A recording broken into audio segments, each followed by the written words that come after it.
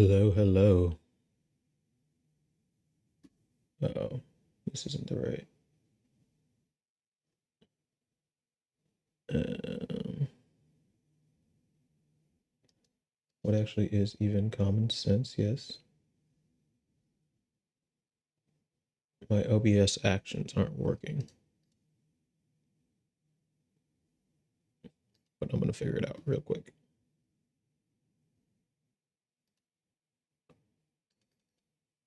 You know what? I'll just do it manually.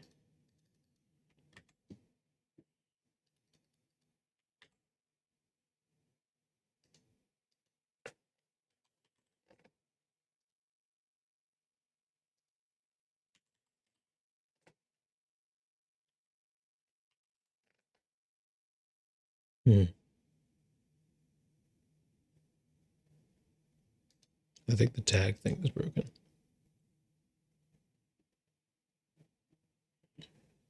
Okay. Looks pretty good. We got the visuals and we got the audio. So the first thing we're going to see is we're going to say,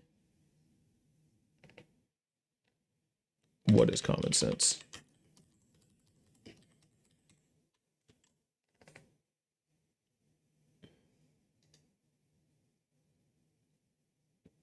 Okay, let's get into it. So first off, let's just try and decide what common sense is in the first place and see if we can come upon an agreed definition, and then see if we can run it through a few scenarios. So, criticizing common sense is a tricky business, almost universally regarded as a good thing, you know? I'm going to tell you that a lot. We see that common sense is indeed exquisitely adapted to handling the kind of complexity that arises in everyday situations. So let's say that common sense is really good for common sense situations.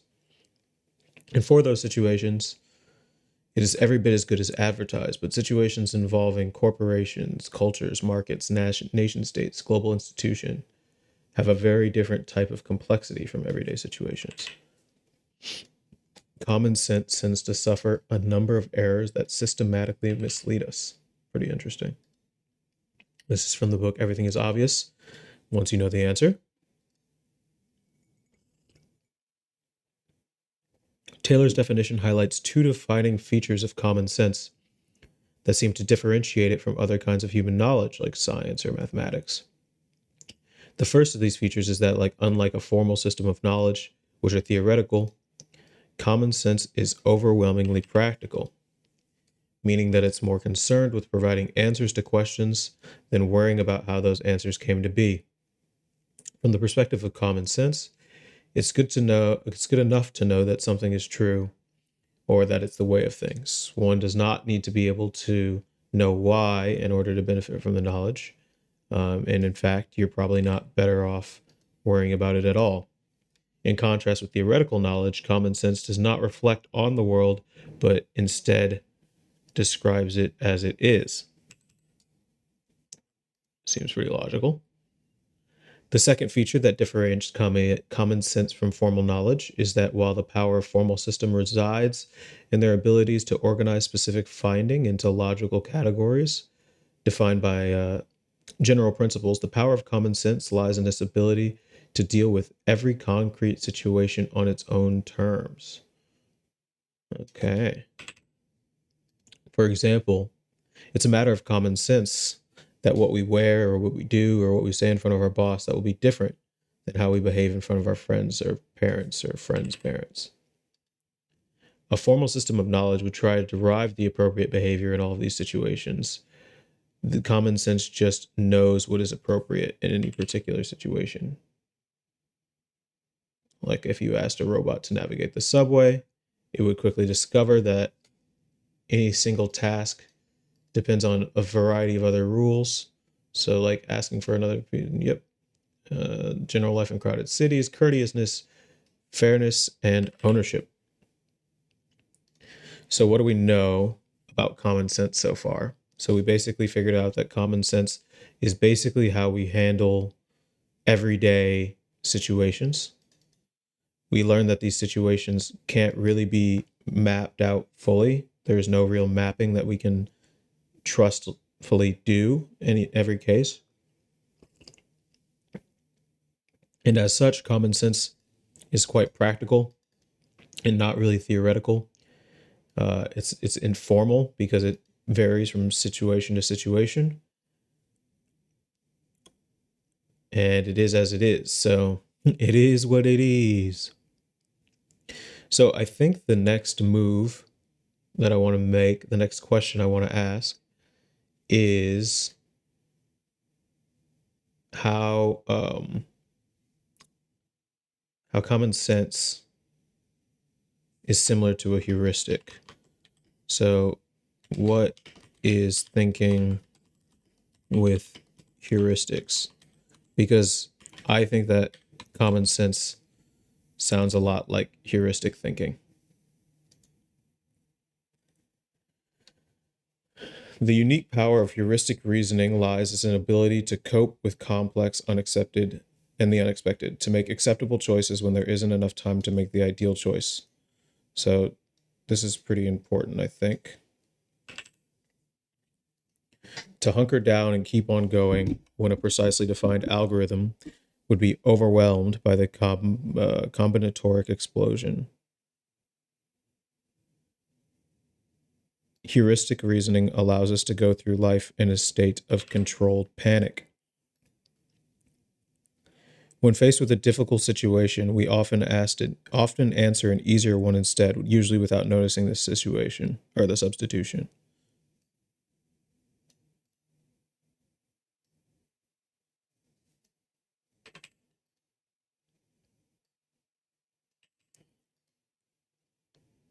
To avoid mental traps, you must think more objectively. Try arguing from first principles, getting to root causes, and seeking out the third story. Realize that your intuitive interpretations of the world can often be wrong due to biases, errors, other biases, and related mental models. Use Occam's razor and Hanlon's razor and test your theory by de-risking your assumptions, avoiding premature optimization. Think in gray to consistently avoid confirmation bias, and actively seek out the devil's advocate position. Consider the adage, you are what you eat. You need to take in a variety of perspectives. Okay, so now let's go back and review. We have what is common sense.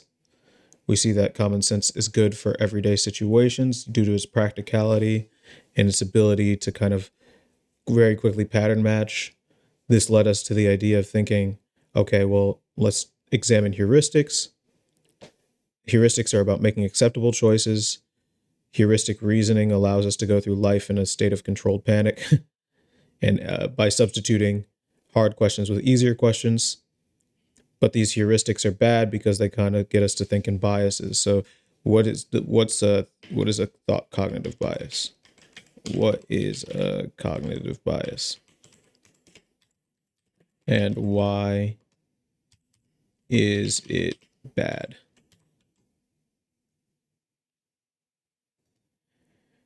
Listening to yourself sounds dangerous after reading the latest issue of Psychological Review or Wikipedia's list of cognitive biases. This is kind of funny. This is basically saying that, like, you read the list of cognitive biases, and similar to kind of like how you get hypochondria, where you read symptoms and you're like, I definitely have that. You start listening to your own thoughts, and then you're like, oh man, I'm crazy. I'm just filled with cognitive biases. All or nothing thinking. You see black and white categories. If your performance falls short of perfect, you see yourself as a total failure. Overgeneralization. You see every negative event as a never-ending pattern of defeat. You pick out a single negative detail and you dwell on it. This is a mental filter. Disqualifying the positive. You reject positive experiences by insisting, well, those don't count for some reason other than the other. And you jump to conclusions. So there's a lot of them here. There's actually 10.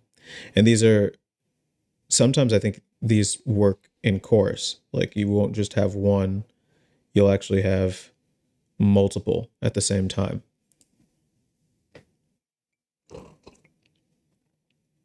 So to avoid these mental traps, you must think more objectively.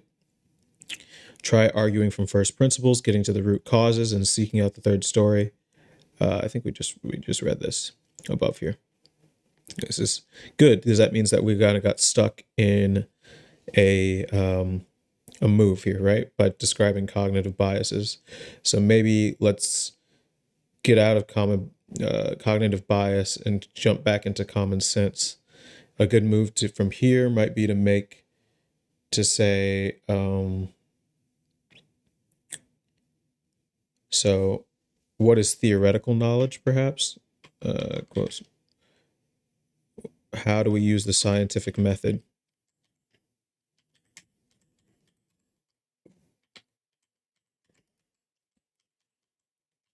Day to day.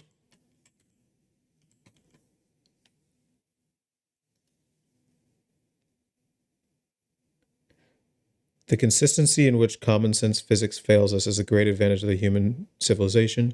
It forces us to do science. In science, we accept that if we learn how the world works, we need to test our theories with careful observations and experiments. The real purpose of the scientific method is to make sure that nature hasn't misled you into thinking that you know something you don't actually know. There's not a mechanic or a technician alive who hasn't suffered from that one so much that he is not instinctively on guard. That's the main reason why the scientific information sounds so dull and so cautious. If you get careless and start romanticizing scientific information, giving it a flourish here and there, nature will make a complete fool out of you.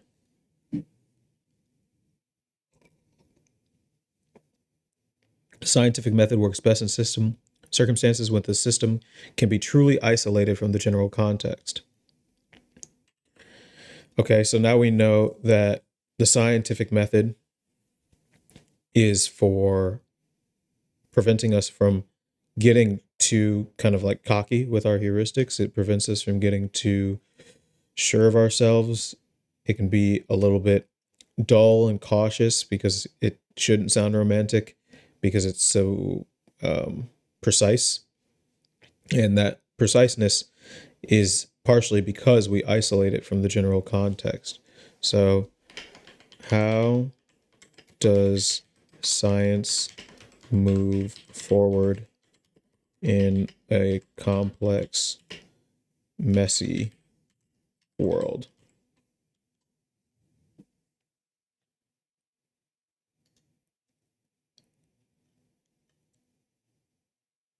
Through multiplication or multiplication of facts, information's theories, science itself that's leading mankind from multiple truths to one relative indeterminate one. That's pretty interesting.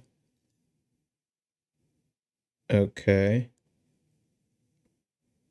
It's easy to depict a discovery once made resulting from a logical and linear process, but that does not mean that science should progress according to neat, linear, and sequential rules. It's interesting because like it seems that like this third quote here is saying that science is kind of attempting to lead us into one ultimate scientific truth.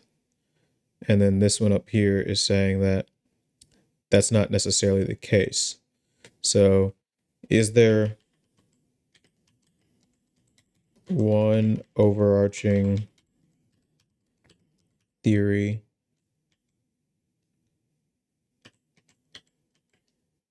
in science to rule them all?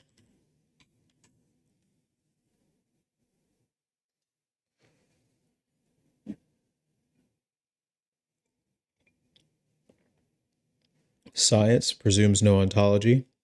Ontologies are theories, and science is a method for evolving and testing theories, which grants no special dispensation.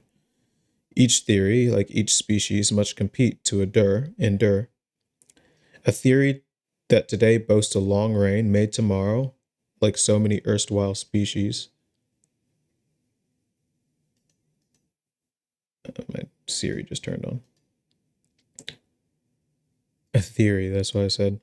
That today boasts a long reign made tomorrow, like so many other erstwhile species, suffer a sudden extinction. That's pretty interesting.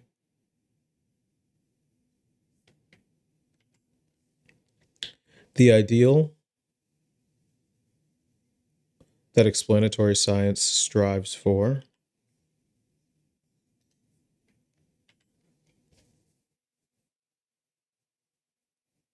is nicely described by the quotation from Wheeler, which I began.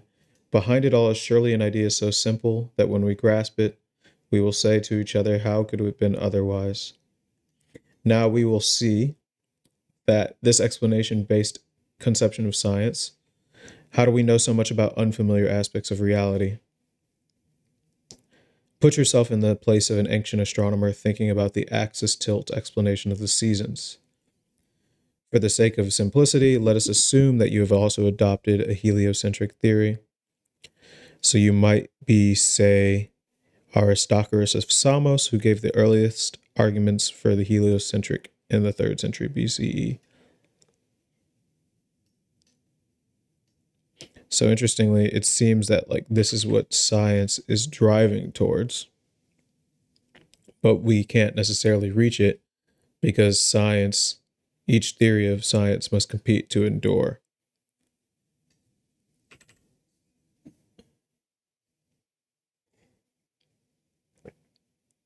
Whenever a wide range of variant theories can account equally well for the phenomenon that they're trying to explain, there is no reason to prefer one of them over the others. So advocating a particular one in preference to the other is irrational. There is no reason to prefer one of them over the others. Let me think about that.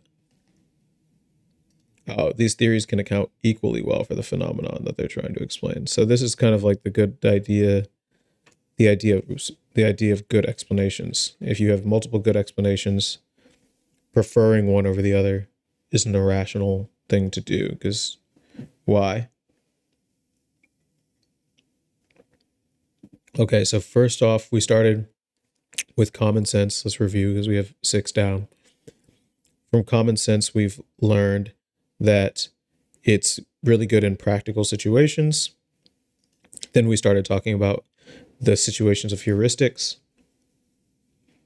when there isn't enough time to make the ideal choice. Then we talked about how heuristics allow us to de-risk our assumptions, but they leave us with biases to deal with because they think so quickly. And then we talked about some of the cognitive biases that we might run into, mental filters, all or nothing thinking. We talked about the mental traps. You are what you eat. I think we ran into this quote twice, which is pretty good because basically it's saying like you have to think more objectively, but thinking objectively takes energy. So one thing that we use to offload that energy is that we created science and the scientific method. From the scientific method, we learned how to test our theories with careful observations and repeatable experiments, which is what we're seeing right now in the news with the superconductor. People are testing that right now, but because it's happening so quickly, thanks to social media and proliferating so quickly, a lot of people are now asking questions before the experiments come through. So the real purpose of the scientific method is to make sure that nature hasn't misled us into thinking that there's something that we don't actually know, because we do tend to get careless, which is again back into the heuristic, which is isolated from the general context. So this is pretty interesting because basically there's no one overarching theory that works the same way that common sense kind of works. And so behind it all, when we say that there's a simple idea that we can grasp, that can't really be the case, can it? And it's weird because I think science does tend to trend towards simplicity, but in computer science, we call that iteration. There's kind of, I think, a 0 to 1 kind of brute force solution, and then there's optimization of a problem. So let's do that next. So what is optimization of a scientific theory?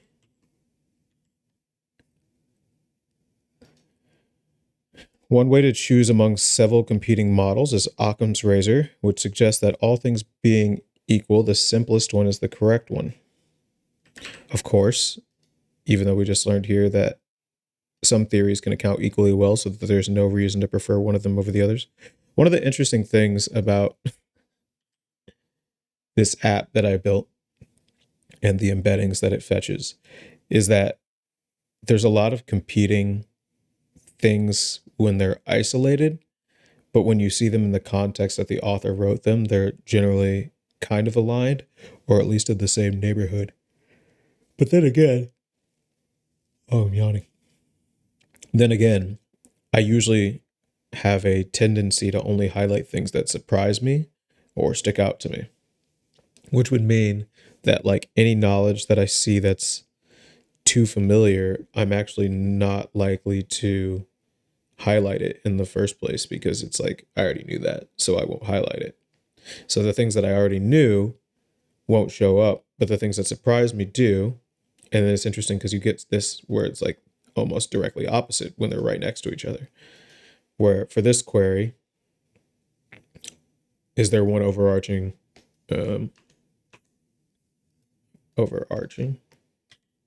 theory to rule them all? David Deutsch in the beginning of Infinity said that theories can account equally well for the phenomenon when there are theories that can account. There's no reason to prefer one. But then in Algorithms to Live By, it says, hey, you should just use Occam's razor.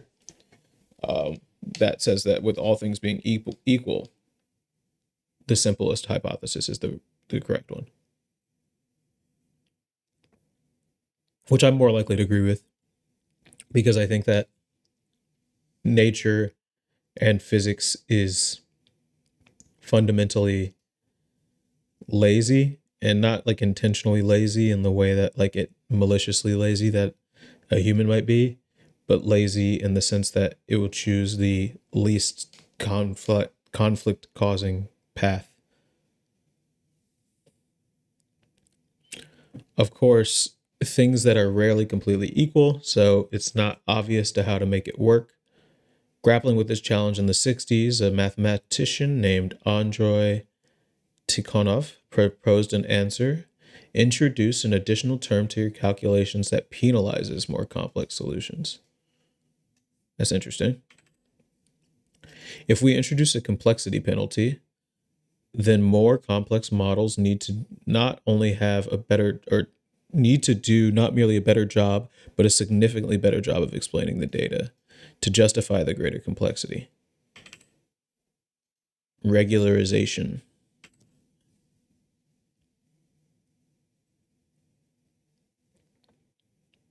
It may seem strange that scientific instruments bring us closer to reality when in purely physical terms they only separate us further from it. You can think of this as like telescopes. But we observe nothing directly anyway. All of our observation is theory-laden. Likewise, whenever we make an error, it's an error of the explanation of something. That is why appearances can be deceptive, and it's also why we and our instruments can correct for deceptiveness. The growth of knowledge consists of correcting misconceptions in our theories. Edison said that research is 1% perspiration and 99% inspiration. But that's misleading, because people can apply creativity to tasks that computers and other machines do uncreatively. So science is not a mindless toil for which rare moments of discovery are the compensation. The toil can be creative and fun, just as discovery of new explanations is. Can this creativity and this fun continue indefinitely? Is the question. Science presumes no ontologies. We're back here again. We're saying that each theory, like a species, must compete to endure. It's pretty interesting because basically what we've discovered is that science is a. Oh, that's pretty interesting. I didn't know I could do that. I mean, I knew I could do that, but I didn't know it was going to make it so small. Science is in and of itself in competition with common sense in terms of making decisions about understanding reality. When we're in a complex situation that's like a daily situation, like who do you give up your seat for on the bus if an old lady walks into a bus? But then let's say an old lady in her 50s gets on the bus, and then an old lady in the 70s, her 70s gets on the bus. You should give up the seat for the lady in her 70s. But if the lady in her 50s doesn't know that there's a lady in her 70s right behind her, she's going to take the seat. In which case, you would look over to your neighbor who might also be in their 20s and signal for them to stand up to let the 50-year-old woman slide over so that the 70-year-old woman can sit down. So that's where like something like common sense would be useful, but like the scientific method wouldn't be able to come up with a good simple algorithm. It would resist simple solutions, for lack of a better term. There's no theory, but then a good scientific method theory, like engineering principles, if you apply this metal to this metal at this temperature, you get XYZ, would be a good scientific theory because it works every time. And when it doesn't work, you can say, oh, why didn't it work? And you're like, oh, well, there's like an impurity in my metal or something. So that's pretty solid.